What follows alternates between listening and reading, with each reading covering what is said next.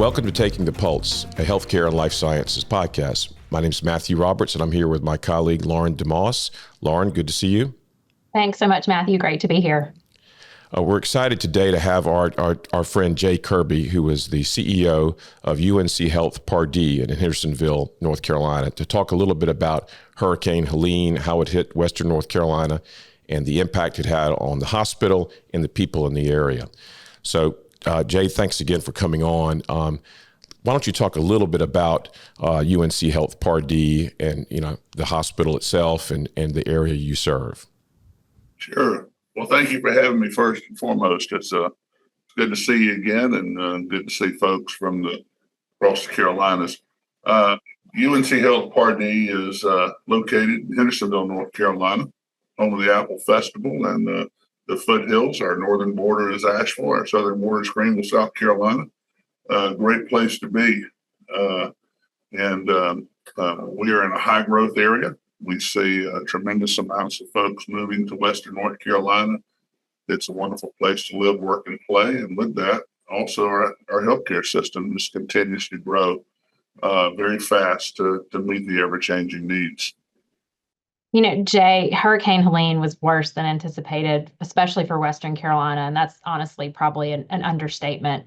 Many hospitals and healthcare systems temporarily or for longer than they wanted to lost power before generators were able to kick in. Areas were without Wi-Fi and cell service.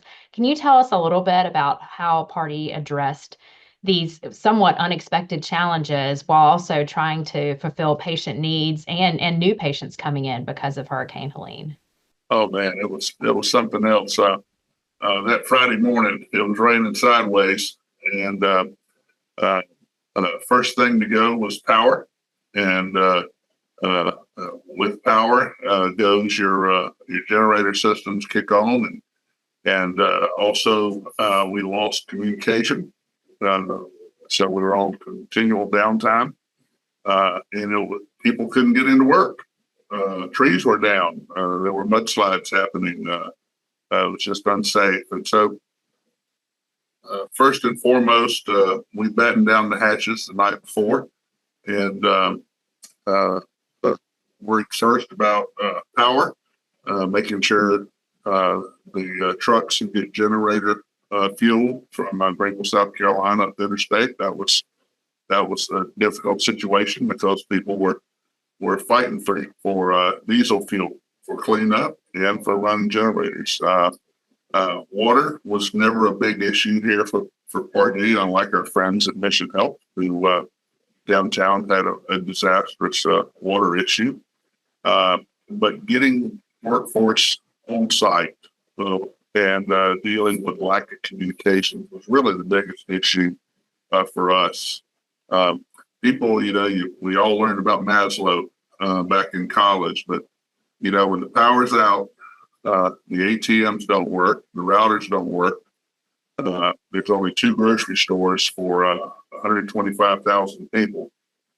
Cash only. Gas was cash only, and there were only 2 gas stations open. We really had to not only focus on our patients and then taking care of them, but it was really taking care of the workforce because we knew people were going to come, but we needed to have our workforce here.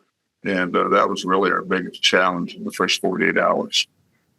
Well, Jay, I spent a lot of time in Western North Carolina in the Hendersonville area, and I got to see up close and personal how bad the damage was. It was really catastrophic. And the videos that you see on the news don't do it justice. But talk a little bit about, if you can, the injuries and the medical conditions you saw as a result of the storm. We know there were a lot of injuries, but you had probably a full house anyway the morning the storm rolled through. It was really interesting. We had 8 fatalities in our community. 8 too many. The brunt of what we saw was really folks in the recovery areas, the folks in the landslides and rushing waters. Really didn't show up at the hospital unless they were deceased. What we saw in our ER, though, was mostly bee stings, yellow jacket stings, Interesting. very severe poison sumac and poison ivy, chainsaw accidents, slippage in their own homes and falling and breaking hips. So it was really not the carnage that you would expect, but it was really all of a sudden these hornets' nests are coming out of the ground, and people are trying to help and take care of folks. And we had first responders that didn't even know they were allergic to bee stings, and so getting the epinephrine out, helping folks maintain. But there was nothing really too sexy about what was happening in the ER. The steady stream of practices closed, with our urgent care systems closed in the community. Really, the ERs were just providing primary care. Were your operations for people in the hospital for reasons other than the storm impacted? I know you lost power, but presumably the generators kicked in at some point. But generators kicked in. Power was restored 2 days later. I got a call from the governor that said you will have power by 8 o'clock today, end of business day. He didn't do it just for Pardee, but it was the hospitals in Western North Carolina working closely with the power. But the real issue for us was when Baxter shut down and we started running low on IV fluids. That's where we had to improvise and start managing our IV fluids a whole lot better. And that was the real difficult issue there. Yeah, you mentioned the staffing issues, which obviously, folks not being able to get to work, or folks that were there stuck or needing to stay over to keep staff there. Can you talk a little bit about how the hospital, obviously the staff lives in the community. So presumably many of them had their homes could have been gone, or they had severe extensive damage, or loved ones that were in, terrible conditions. How did the hospital support its staff in terms of, needing them at the hospital to do their job, but also understanding that they're facing the same kind of disaster that everyone else is? Well, again, it was a difficult time. There was no power. And people didn't have basic access. These most of the folks here in the mountains aren't on city water; they're on wells.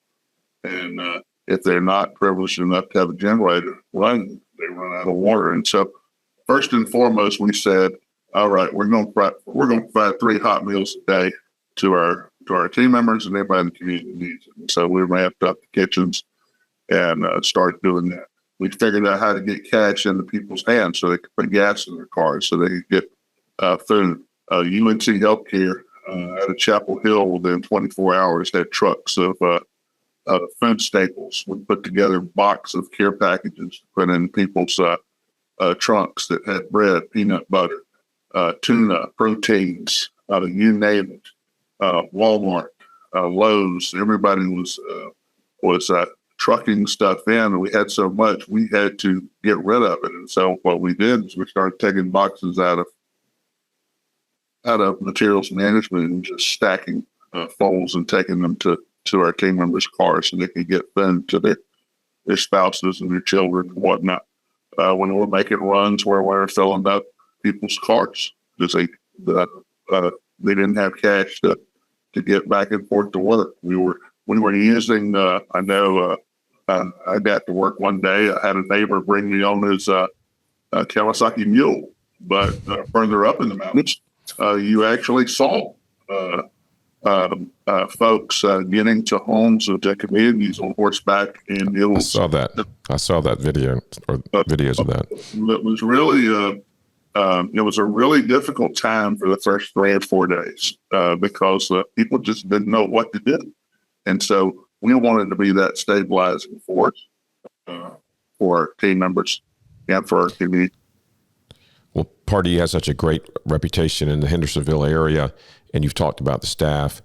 How difficult was it for the staff to have, their problems at home with lack of water, electricity, whatever, and to come in and to do their jobs as at the hospital. Any examples of stories of staff going up, beyond what's expected to try to give back to the community? Oh, yeah. Well, I tell you, we have a physician, ER physician, on his way to work. Water grabbed his car and threw him off in a ditch, and he fought to get out of that, and then walked 2 miles, came in, took a shower, and then it's 12-hour shift, slept here, worked the next day, left his car in that crate.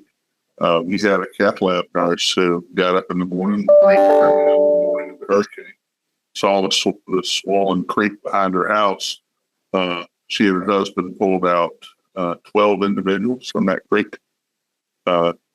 She got them out of the creek. They ran come along across the creek to help capture those folks and bring them out. And then she put her scrubs on, came into work, worked 3 days straight. We had a phlebotomist drove from Franklin County, Macon, North Carolina, where our friends at Angels Medical Center are. Phlebotomist now drove 2.5 hours to hit her shift.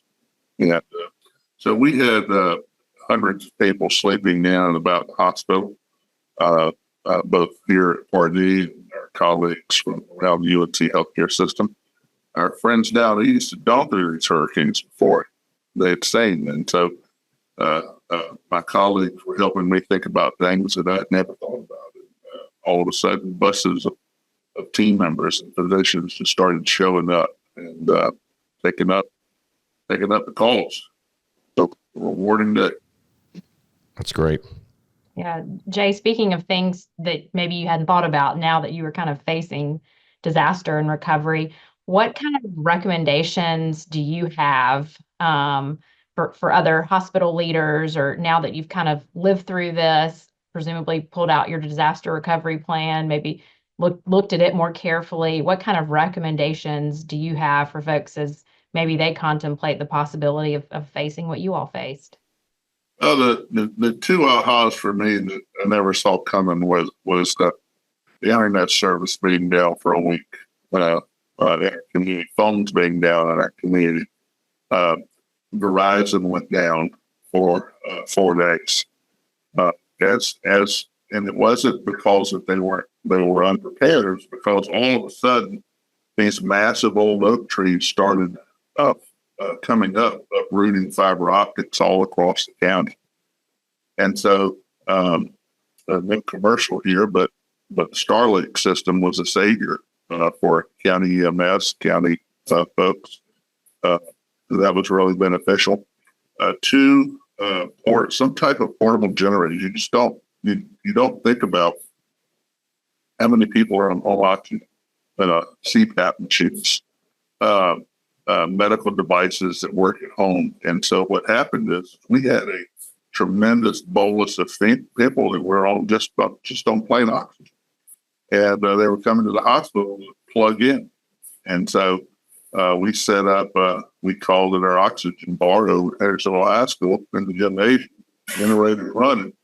And we had some 55, 60 people in recliners being able to get their oxygen to maintain their well-being. It's just, you become very dependent upon this device right here, and you become very dependent upon your electrical connection and run whatever device you need. So yeah, that's the truth. That's so true. Well, now that you have literally weathered the storm and hopefully had a chance to take a deep breath, how are you doing? How is your staff, and how is your community, and what's the outlook moving forward? Nothing brings a community together like a common enemy, Laura. And so I was extremely proud of our community. I was extremely proud of Henderson County Emergency Management, UNC Healthcare, the NCHA. I got daily calls from Steve Lawler, the president of NCHA, checking in, Cody Kinsley, North Carolina Department of Health and Human Services. There was a big rally, and that rally has subsided. Our challenges today, as our hospitals back up and running, is finding housing for our workforce. Mm-hmm. There were some 100 homes demolished and destroyed. I have an individual that works in our office, administrative assistant here. He's got $100,000 worth of damage. House flooded, gutted, 4 foot of water per house, no flood insurance. Only 1% of the population had flood insurance. And so as FEMA works to bring more people in, as local communities, fortunately, we have a tremendous amount of Airbnbs here in North Carolina. That'll get us through the winter. But come spring and summer, when the Floridians come back, it's going to be a challenge. And it's always been a challenge to find housing for our workforce because some of the most expensive places to live are Charlotte, Raleigh-Durham, Wilmington, Asheville, and Hendersonville, just because of the proximity to Green Lawn. So workforce housing is our biggest challenge. And then Baxter's back in the saddle. They're pushing out tremendous amounts of IV fluid. So all the hospitals in the area are back. Are they back at full production, Baxter? They will be by the end of November. Okay, great. Well, Jay, we appreciate you spending some time with us and appreciate you telling the story of Pardee and going through this horrific storm, and you're still coming out of it. So we appreciate you for your story and for your leadership. And thanks for coming on. Yeah, and I would tell you that my colleagues down in the chamber will want me to tell you, folks are welcome tourism. They need your help. Our restaurants, our roadside stands, our small business, our breweries. Please come up. There are some areas that even the locals can't get to, but downtown is open and ready for business. And so we welcome you. So thank you for having me. Yeah, I can second that. Hendersonville is a great place, great people. And with that, well, we'll wrap up this episode, and we look forward to seeing you next time on Taking the Pulse, a healthcare and life sciences podcast.